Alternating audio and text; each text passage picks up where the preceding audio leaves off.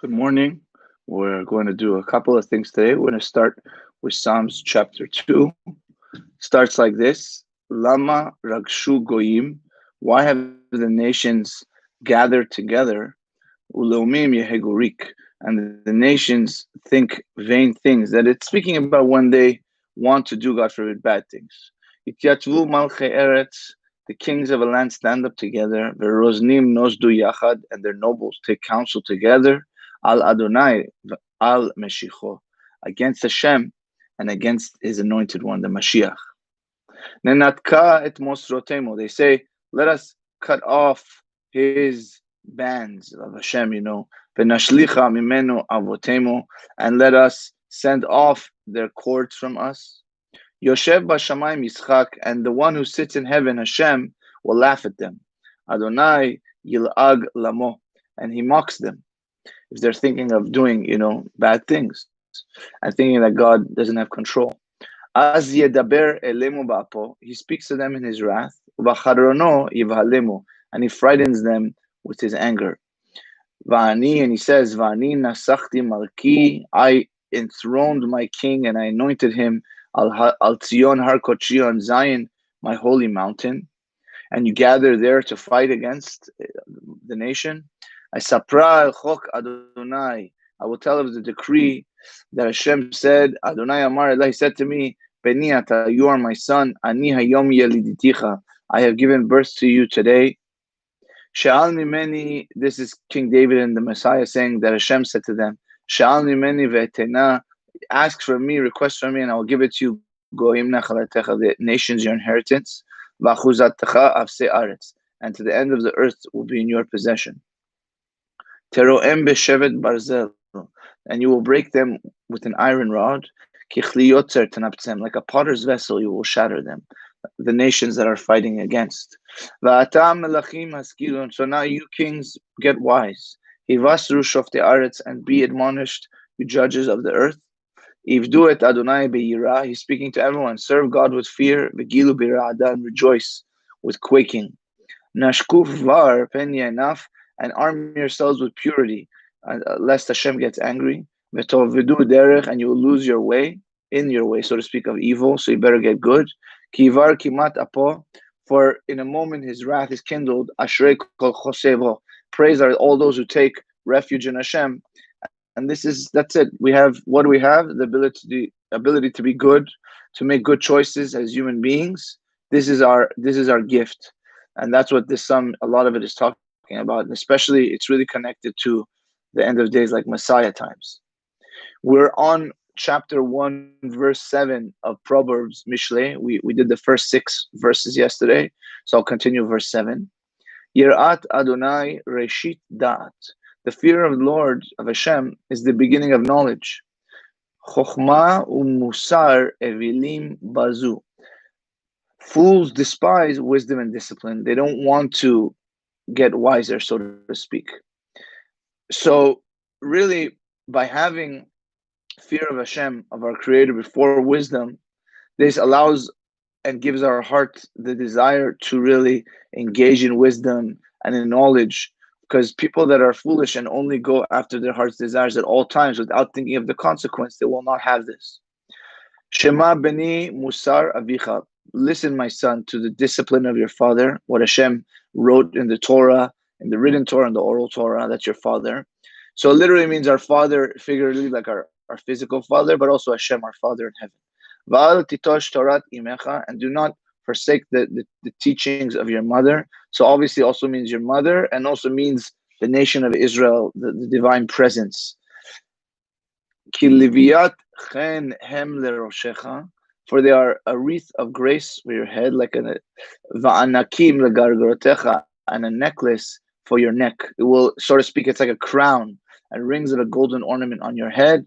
And this is the like just like the trachea of the neck has many rings, so to speak. So he says here, for your neck. Beni im yefatucha chataim al toveh. Says, my son, if the sinners are trying to entice you, do not desire to go in their way. Im yomru lecha itanu. They say, come with us. Nerva ledam. We will wait for blood. Nitzpena lenaki chinam. We will wait for the innocent one.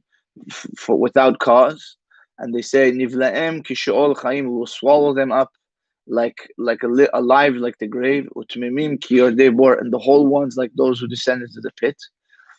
This is still these wicked people kind of trying to seduce the son, and this is what they say: Kol hon yakar nimtza, we will find all precious possessions.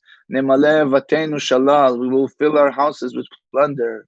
They say goralcha tapil betochenu, cast your lot among us. Kis echad lechulanu, yiyeh lechulanu, we will all have one purse. We'll share it all together. All these things that we steal together. Beni al telech itam bederech itam. He says, my son, don't go on the way with them. Mena raglecha menetivatam, restrain your foot from their path. Ki raglehem lara yarutu, for their feet run to do evil. V'imharu lishpochnam, and they're hastening to shed blood, and they don't care, and they don't realize that in the end of the day, it all comes back. God forbid, all that they're doing, it just comes back.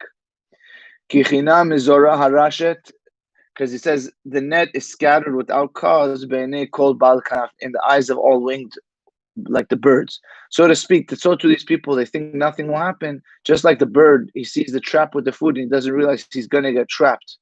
Same thing here. Behem ledarmam yerovu yitzpenu lenafshotam. They wait. They lie in wait for blood of innocent, and they hide for their lives.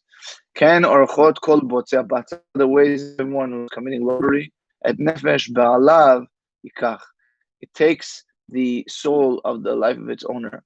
We'll finish up with 2 more verses. Chochmot bachutz tarona, wisdom shout in the street.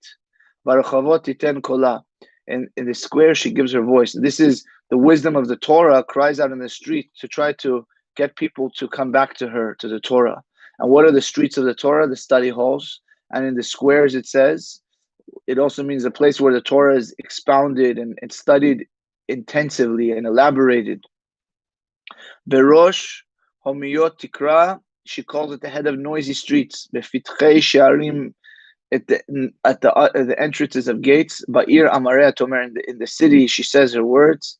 Ad matai petayim te'ahavu feti, until when will the naive ones long naivety? V'leitzim latzon chamdulehem, and scoffers just covet scoffing. Uchselim yisnu dat, and the fools hate knowledge. We're going to move on. That was till verse 22 of Proverbs, so we'll continue next time on that. And now I'm going to move on to some Hasidic mystical concepts. Thank you, Sharon. I don't know if you're still here, but thank you for letting me know. So this is from the second Rebbe of Chabad. It's very beautiful and very relevant. It's from this week's parsha. I felt it was relevant to the time we're in.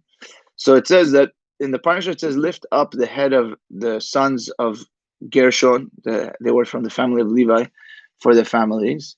And they were, what did they travel with? The curtains of the tabernacle, the tent of meeting, the cover of the tent of meeting, and the covering of the tachash, which was a kind of animal. And according to the word of Aaron and his sons, they were in command, so to speak. They were in charge of the Levies. And he asked the question, why were the sons of Gershon separated from the other sons of Kehat? That by Gershon it says lift their head. And also, why is their service of Gershon according to Aaron and his sons, and it does not say so the same thing with the sons of Kehat and the sons of Merari? So we first need to understand the whole idea of their traveling in the desert with the tabernacle and the vessels with the Levites, with the 42 journeys. It said they did 42 journeys in those 40 years.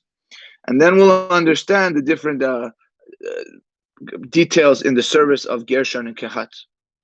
So the main reason why they were traveling in the desert was through this, they were really subjugating the source of evil, so to speak, of external forces in the world, that because their source is in the desert, so to speak. This is like the desert, so is it's kind of desolation, and it's the root of the powers of evil, so to speak, that is desolation, and that they're just focused on themselves. These are selfish energies. Just as the desert, the physical desert, is lacking light and sustenance, so to speak, of physical on the physical level. You can't really grow things so well in the desert, and that's why Israel nowadays is such a miracle, so to speak, that they've figured out how to cultivate the desert. And why is this? Because the desert is so hot and so dry, almost on a harsh level, which this hints to very powerful judgment, so to speak, the energy of judgment, which doesn't allow for growth, and on the contrary, it creates desolation, that it can't really have physical influence. It's a land that has not been sown. It's not really a place for people to live, because it not only does it not have, the desert doesn't have any physical life, so to speak. It's lacking spiritual life, so to speak. So, and this is the spiritual desert that is related to that physical desert that they were traveling in, that they were bringing the light of God to those places, and through that they they they were taking the tabernacle, they were taking the vessels, the ark of God. The Levites were carrying it. There was the revelation of the divine presence in all 42 of their journeys, just like it says when Vayhi ben Soharon, it was when the ark traveled, and Moshe said, Kuma Hashem, get up Hashem, reveal yourself. Through this, when God revealed himself, thank you, Jaime. Thanks for letting me know. I appreciate that, Jaime. It means a lot. Um, when they traveled through the desert, they were nullifying the powers of evil, so to speak. It's like the wax is melting in front of the fire, and that's why it says, "Kum Hashem v'yafutzu oivecha." Let your enemies disperse, so to speak. And when they would rest, it would say, Shuva Hashem, you dwell down here, Hashem. All of this is elevations and drawing down to subjugate this power of evil, so to speak. And why is it 42 journeys? Because there's a name of Hashem which is connected to this number of 42, and through this they affected and they were able to accomplish a refinement of the good from the evil. And this is what we do also when we read Kriyat Shema, and we say Ana Bechoach. It's another prayer that we lift up souls that are stuck, so to speak, in a place, the in-between place. We help lift them up to our prayers. So too, before Kabbalat Shabbat, we say Ana Bechoach, because it's an elevation of the worlds. And this idea of the 42 journeys. It was also a preparation for the future generations, that we would have the power to refine it's called Klipad Noga, that's physicality, the light, it's called the husk of light, that we reveal godliness in it, and especially in our own lives, that we reveal light of Hashem in our soul through our service of learning Torah and fulfilling mitzvot.